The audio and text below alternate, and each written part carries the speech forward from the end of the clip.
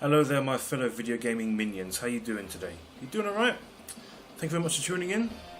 Pretty sure you're sort of intrigued by this title, which is probably the reason why you would like to hear my opinion on it. Well, I'm going to take this a little bit slow-paced. Now, it really angers me when people say that retro games are boring. Just like that, without giving any logistical proof. Any brain cell thought whatsoever they just said. No, I can understand where modern gamers, young dumplings, don't even know what retro games are, or those that grew up in the retro times but are more appealed to the current generation. So I've been fair to both sides of the coin here. Alright? If people don't like retro games anymore, as well as gamers don't like retro games, that's fine. They all have their reasons. But what gets on my nerves is when people just judge them when you compare them to today. Right? You judge them by, apparently it's all these, just because they're old. When video games were first brought into life, right, there was something new as a whole to be in some other universal realm. Right? That was amazing. I can't really imagine what it was like for gamers who are much older than I am, who are more experienced than gamers, when they was around in the 70s and getting their very first, or seeing the very first arcades and the home-based gaming systems. I can only speak as a 90s gamer, mostly on that front. But you can imagine that, this is something new. Like, music at one point was new, ages ago. Movies at one point were new. A lot of things were new, and video gaming just started in the first few generations. So they started to go through an evolution process. So I really love the concept that was brought in around the 70s, 80s and the 90s, right? And the early 2000s-ish of video gaming systems. So why do people say retro games are boring? Why do they not prefer them?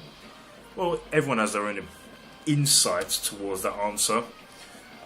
But a lot of people are just saying, oh, it's the graphics. I saw this game get reviewed on YouTube, or no one really talks about retro games much these days unless you're part of the retro gaming community, or like me, just love them to pieces. Right, so it's the big G, the graphics this, graphics that, graphics this, graphics that. If this game doesn't have awesome, good graphics like this today, I'm not going to play the game. Yeah, that is so wrong. In that statement, I'm being serious here, that is so wrong, that stupid statement. Always the big G. One, graphics alone do not make the game. Pretty sure you don't have to be told that, but for goodness sake, if you're going to judge retro games by today's standards, there's something clearly wrong with you. And they seem to be inferior and primitive, yet, ding ding ding ding ding, they were something newly built to life. There was gaming, and then there was gaming that reshaped gaming history, alright? A lot of games today has an influence from the games from the past, for crying out loud. If it wasn't for a certain console, I don't even think games today would even be what they are. Along with the evolutionary process, goes in steps. Crying out loud. I can't see why anyone would actually not like retro gaming, without playing them firsthand. If they play them and they say, it's not for me, fine. But what gets on my nerves is when people actually say, okay, the graphics are inferior, the games are old, the gaming systems break down. Yeah, that's right, they were new to life. They obviously will have faults and malfunctions. They didn't really have the technology like they did have today. If they did, then maybe 95% of the time they would not have broken down. They may have longer loading times. That's fine, they have a bit of patience. Apparently there was one that loaded for about 15 minutes. I don't know if that was, I don't know what that was for. Apparently one of the gaming systems actually had a cassette. Those little tapes, I ain't seen those in ages. One of you have to tell me what gaming system that was. So, every gaming generation has had its faults and uprisings. My PS3 keeps on crashing all the time, and I'm just getting sick and tired of it. I feel like I want to punch a hole through that thing like I did my last one. The controls, the gaming designs of different consoles as well, they were really awesome. You can see the difference between those gaming. Look, there was the Vectrex. Compare that to the Virtual Boy, and compare that to the Atari and the Commodores, and other gaming systems back then. They were awesome. Blimey, what's wrong with them? The systems were awesome, uniquely designed with all their little controls and buttons and tabs and the bleepy bloops and Space Invader type games and Pac-Man and the arcades as well. I love the arcades. When you go to the fair, right, the fun fair, you cannot say you do not want to go on any of those arcades. You know you want to. So it's alright to show those arcades love and attention, but it's not right to show the retro gaming systems love and attention? No, absolutely not. There's something about retro gaming that is completely addictive, and I haven't put my tongue quite on that just yet. But, well, I could do, but it would take at least an hour for me to conjure up and put it in a sentence because it's so addicting. I'm overwhelmed with retro gaming as a whole. And you get the fanboyism as well, saying that, oh, you're a retro nostalgia tard and a retro tard and whatnot. Yeah, you can shoot your mouth off of whatever you want to say about all those retro gamers in the retro gaming community. You know, if you just want to stick to your graphics detailed games, you go ahead. You'd be completely blinded to the fact that you're not even a gamer if you call yourself one. Bad logical opinions get some right on my wit, it does. They can get on my nerves, something rotten, I tell you. Many of us actually keep on saying, right, most of the fanboys, whether it's Call of Duty, Battlefield, I don't care what fanboy you're a game of, you can ruin a certain community by your stupid logistical opinions. Makes us about as sense as a blinking retarded baboon trying to eat an orange instead of a banana. Does my head in. Goodness, why are people so presumptuous about retro gaming? It baffles me, it does. Well, it doesn't really baffle me because I expect it, to be honest. Because everyone's being so overclouded by the detailed graphics and all the DLC.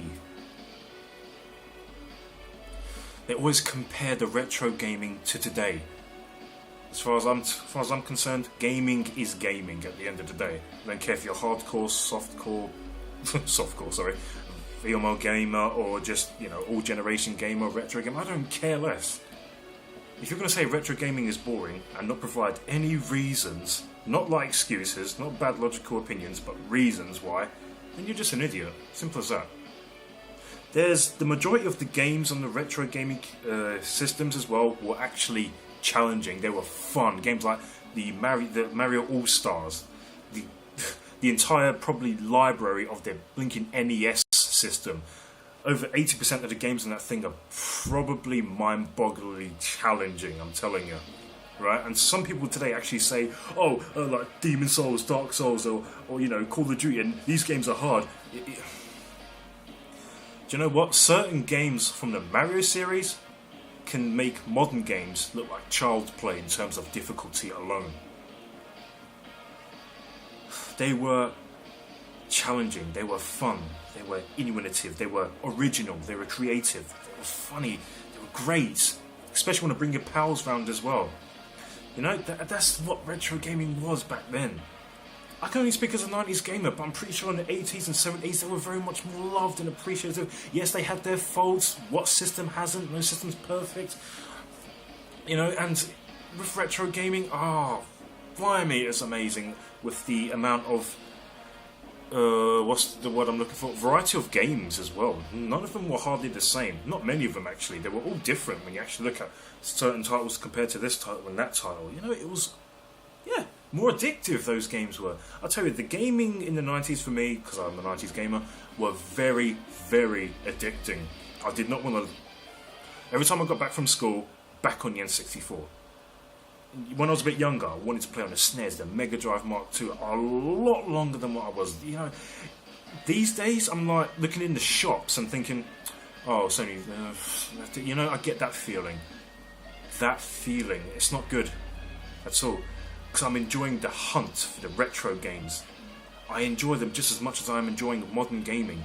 The hunt for, it's not just for the sake, no, that's for another video, but also as well, you know, you've got a little bit of nostalgia towards the retroness if you grew up in the first 5 gaming generations. You know, the nostalgia can be overwhelming, or you just want to go back to be a collector and play games that you forgot about.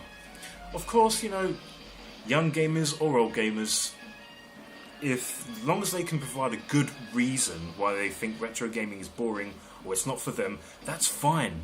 With the older gamers, I can understand. They grew up with them. Maybe it's not something for them, but at the time they can't actually say, oh, well, it's only gaming, it's not like it's new to life, which in fact it was. Trying to keep it slow-paced, this video, you know. I'm trying not to go too much off challenge, you know. So, yeah, retro gaming definitely has a high unique of skill games that required skill and logistical thinking and provided a fantastic challenge. had you really want to throw the controller and, you know, no, I broke the controller, or to punch the system. You know, that type of challenge. Not the type of challenge where you put it on a hard mode and there you go, it's challenging. Some of those retro games were, even if it's on easy or novice mode, it's blinking challenging and veteran in terms of difficulty. Those were the days. The golden years of gaming, man. What happened to those days? They didn't have no DLC and all that jazz and all that rubbish and garbage, wasting extra money to play 2/3 of the game just to have it bought on the internet, on the PSN or Xbox Live or whatever in the shops, and just be, alright, got an all-round game now, 3 out of 3 because of that DLC. Some companies can be money grabbers, I tell you. A lot of them. Not purchasing the full game, you only get 2/3 of it because the DLC. Oh, and as for replayability, retro gaming had that at a complete level. A whole complete level. You can think of some weird titles for these, you know, like the Commodore, the Vectrex, the Atari. Certain games like, you know, Custer's Revenge, Beat 'em and Eat 'em. You know, some of these games were quite controversial, but that's fine. You know, they were new and it was funny, I bet. The replayability on most of these games, especially in the 90s for me, I loved. I don't care if I completed the game 10,000 times, I would still play it. Right? The replayability was on Omega level status. That's what it was like back then. Totally. These days I'm just playing games with short campaigns like this is an RPG. As for the online, yeah, that was... The online, yeah, but that's for something else. So, my fellow gamers, I think I've covered just a few points, alright? Just a few. I want to keep it simple and brief. How do you feel about retro gaming? Do you think it's dying out? Do you think or believe that people judge retro games because of, you know, they seem inferior, or because of the graphics, or because of the fact not many people actually bringing the retro gaming community alive again for what it used to be? You know, just because they're retro, people will be like, oh, that's alright, we'll let the dust collect on our NESs and SNESs and don't worry about anything else.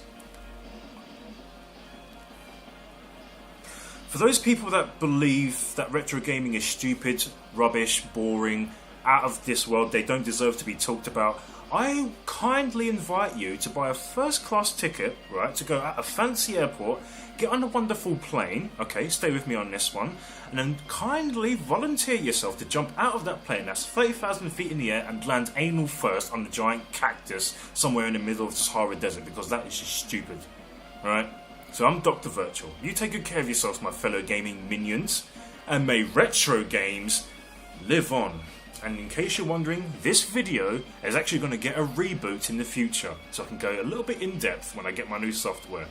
Take good care of yourselves, my friends. Oh yeah, and as for that, leave a video response if you want.